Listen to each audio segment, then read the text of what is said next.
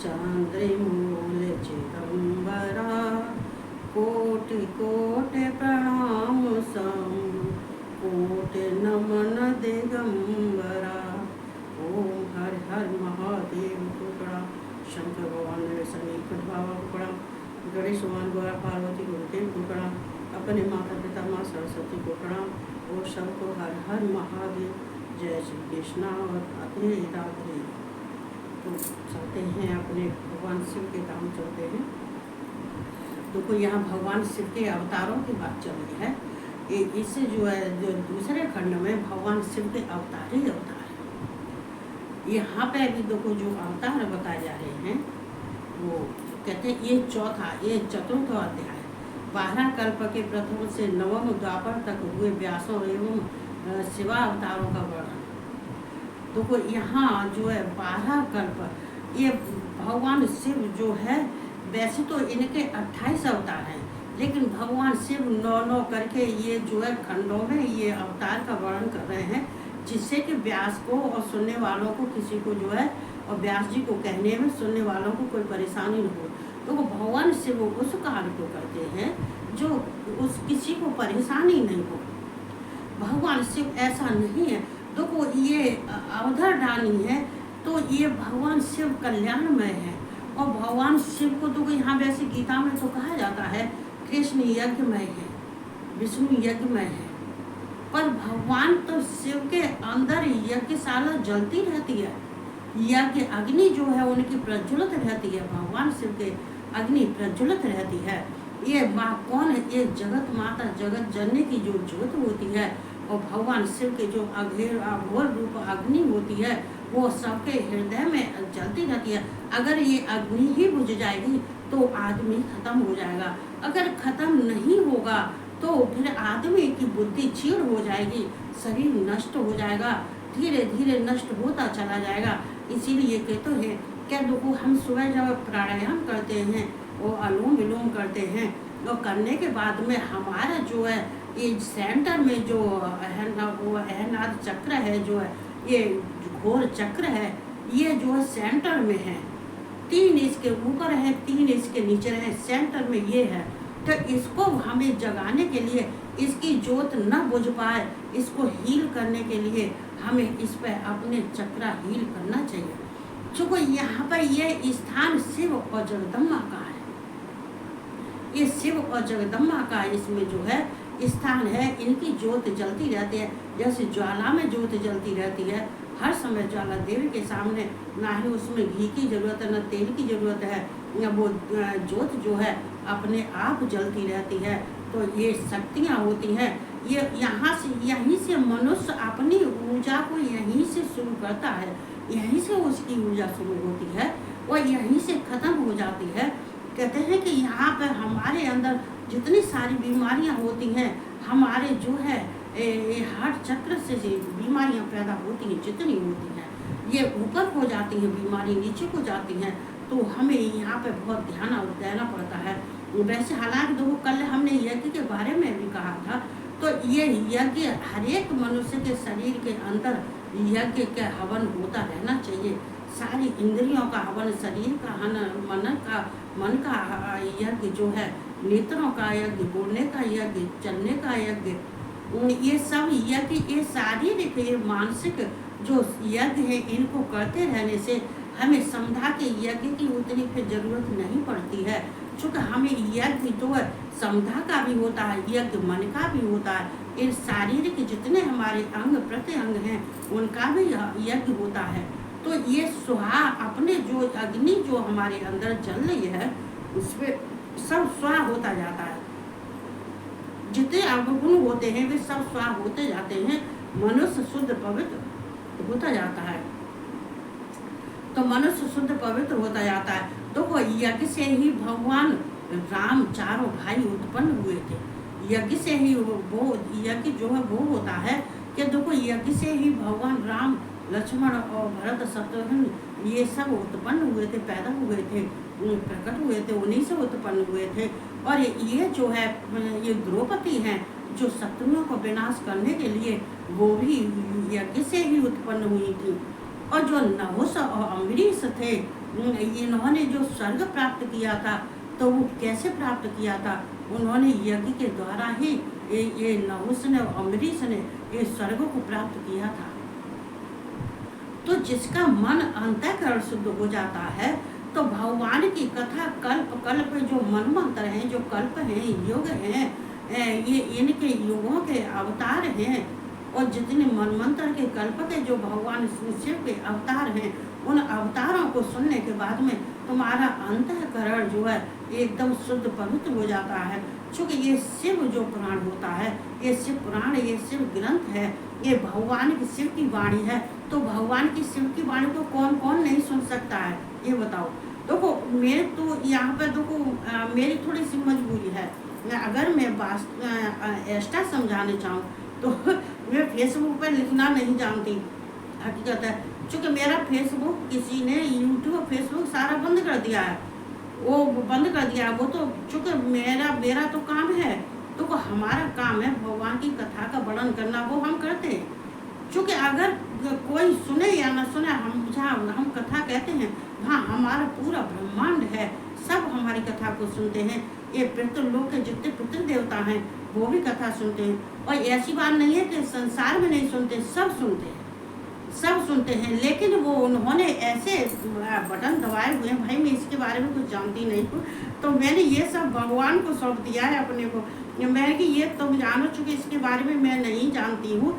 जिस दिन भगवान का कहते हो वैसे, हालांकि तो डंडा घूम भी रहा है, ऐसा नहीं है कि डंडा नहीं घूम रहा है, लेकिन इतने गिरे हुए इंसान बेशर्म होते हैं क्या, उनको फिर भी वो चोट पर चोट मारते ही रहते हैं। तो कितने हमारे जो है ये क्या शुक्राना गुरु जी कहते हैं, आज सपने में नेट थोड़ी सो गई थी, कह रहे थे तेरे कितने दुश्मन बना रखे, कितने दुश्मन, मेरे तो बहुत शत्रु हैं मैंने की। लेकिन मेरा इनके ऊपर कोई जो भगवान की शरण में पहुंच गया है, उसे ना ही किसी की शत्रुता से मतलब और ना ही किसी के प्रेम से मतलब। हमें किसी से शत्रुता नहीं निभानी है, हमें सबसे प्रेम करना है। क्योंकि जो भगवान शिव ने अवतार लिए हैं, ये किस लिए लिए हैं? ये भगवान ने जो है ये 28 अवतार लिए हैं, तो किस लिए लिए हैं? लोक कल्याण के लिए, लोक हित के लिए। जो कि लोक कल्याण लोक हित के जिस भगवान ने संसार को बनाया है, उस संसार को बनाने के लिए उन्होंने सृष्टि की रचना की है। और जो सबके माता पिता बन के बैठे हुए हैं हमारे शिव माँ जगदम्बा, तो वो अपने बच्चों का ध्यान रखते हैं, अपने बच्चों का ध्यान रखते हैं, अपने बच्चों को विद्या ही देते हैं, ग्रंथ अपने मुख से बना के देते हैं, जिससे कि हमारे बच्चे पढ़ेंगे, आगे चलेंगे, उन संस्कारी बनेंगे। और हमारा जो संसार में कार्य है वो हमारे भक्त करेंगे, फिर भगवान थोड़े से हल्के हो जाते हैं,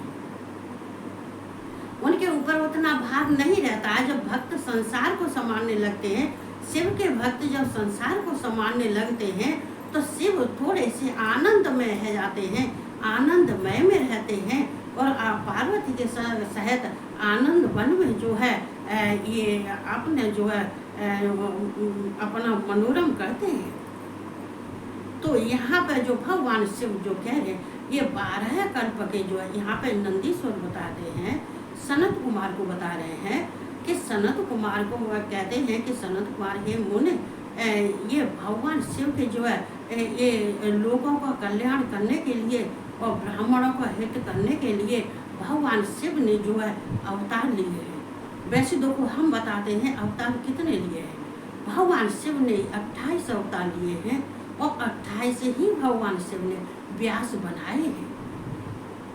और 28 व्यास के जो है 4 शिष्य हैं। ये भगवान शिव ने क्यों ऐसा किया है, क्यों किया है, क्यों भगवान इतने अवतार लेने लग गए? क्योंकि ये ब्रह्मा का कार्य करने के लिए और ब्रह्मा को संतुष्ट करने के लिए, क्योंकि ब्रह्मा को जो कार्य सौंपा है उसमें ब्रह्मा बिना सहयोग भगवान शिव के सहयोग के बिना वो आगे सृष्टि का कार्य नहीं कर सकते हैं, उनको परेशानी हो जाती है। और वाकई में सही बात है, इतनी जिम्मेदारी जब हो जाती है तो इंसान या देवता हो चाहे इंसान हो, सभी परेशान हो जाते हैं। तो वो जिम्मेदारी उतनी ही उठाते हैं जितनी कि हमारे अंदर सामर्थ्य होती है, लेकिन ब्रह्मा उससे भी ज़्यादा उठाते हैं। तो ये ब्रह्मा को खुश करने के लिए भगवान शिव ने 28 अवतार लिए हैं। ये द्वापर के अंत में जो भगवान शिव ने हर एक कल्प के अंत में भगवान शिव ने अवतार लिया है।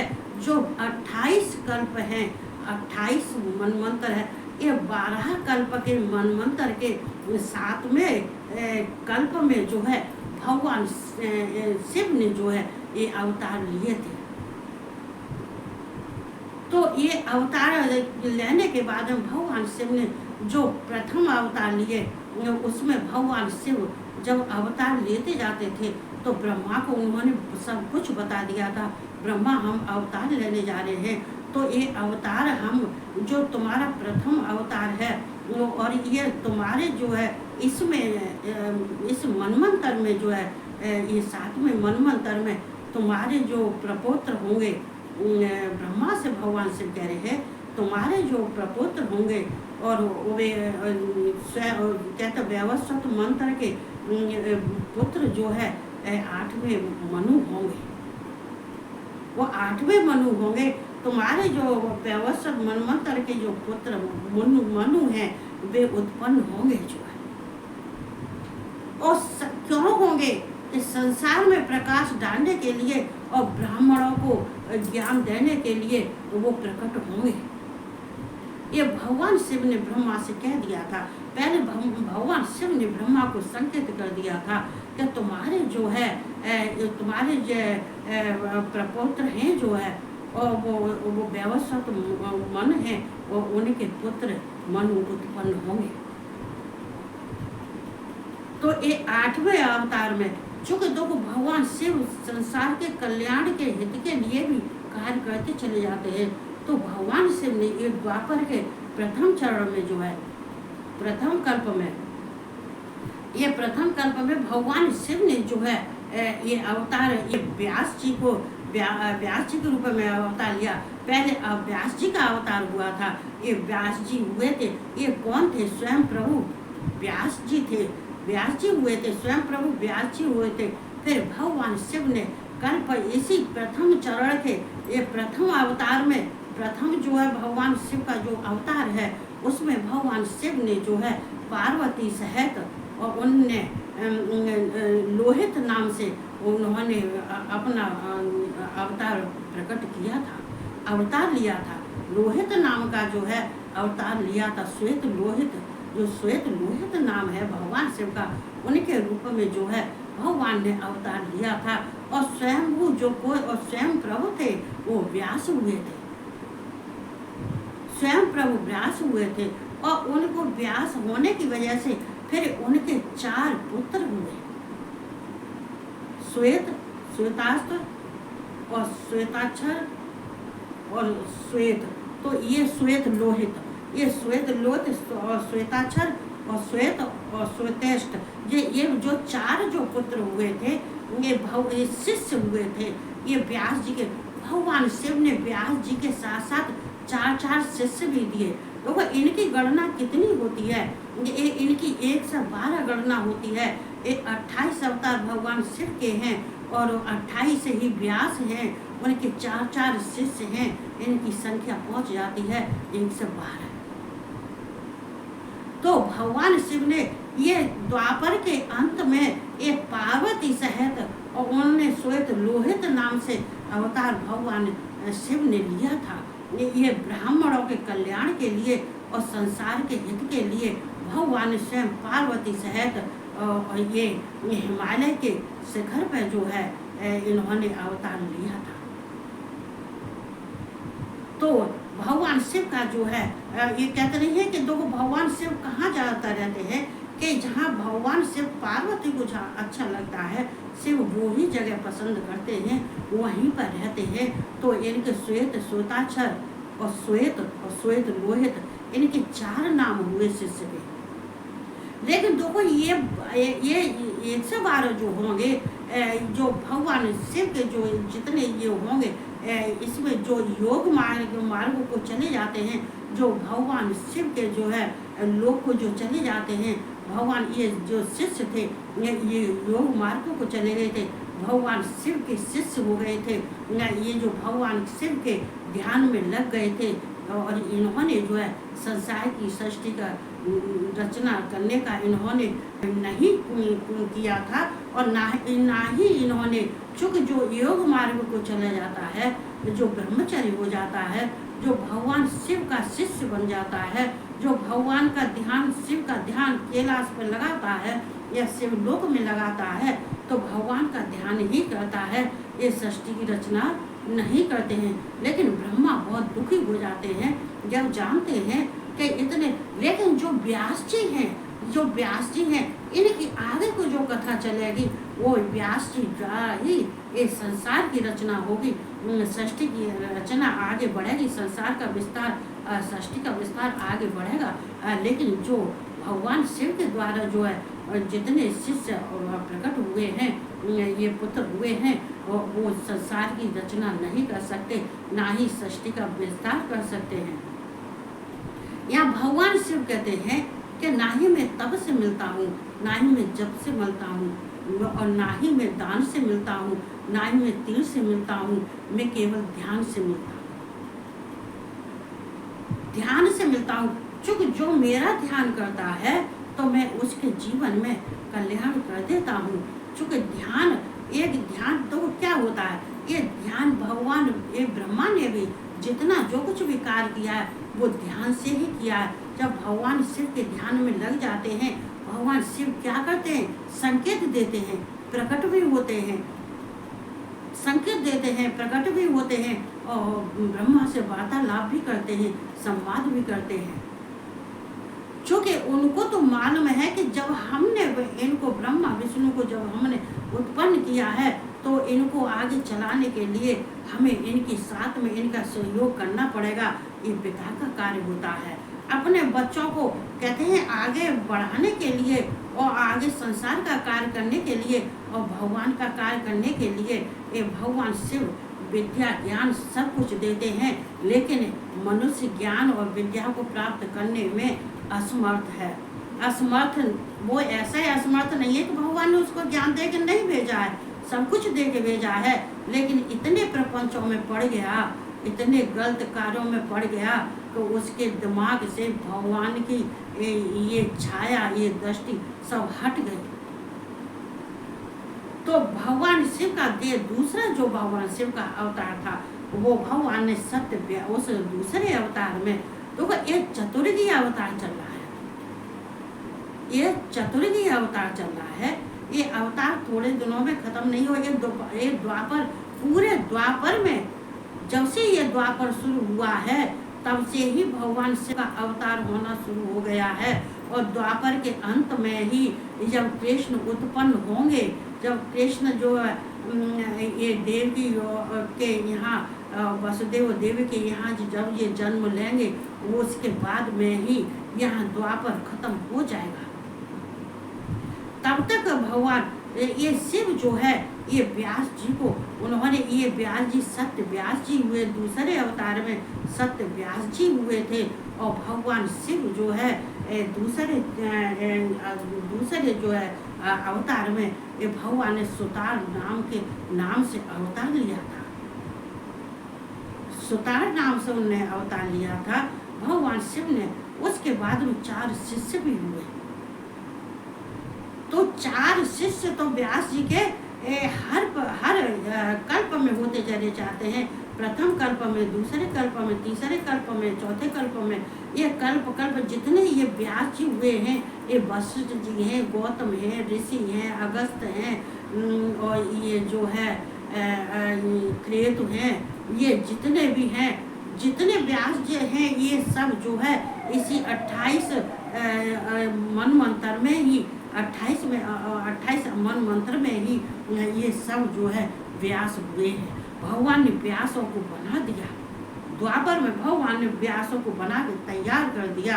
और क्यों तैयार कर दिया? भगवान को मालूम थी कि संसार में जो वेद वेद जितने वेदों का अध्ययन है, शास्त्रों का अध्ययन है, पुराणों का जो अध्ययन है, उन्हें करने वाले जब तक व्यास जी नहीं होंगे और उनके सुनने वाले उनके शिष्य नहीं होंगे, तब तक ये कार्यक्रम आगे नहीं बढ़ेगा। इसलिए भगवान ने ये ब्रह्मा का कार्य, उन्होंने कार्य में उनको आसानी दे दी, उनके कार्य में सुविधा कर दी। जो भगवान शिव ने जो है उनका कार्य आसान कर दिया। लेकिन आगे क्या होता है, आगे जो होता है मैं कल बताऊंगी जो है।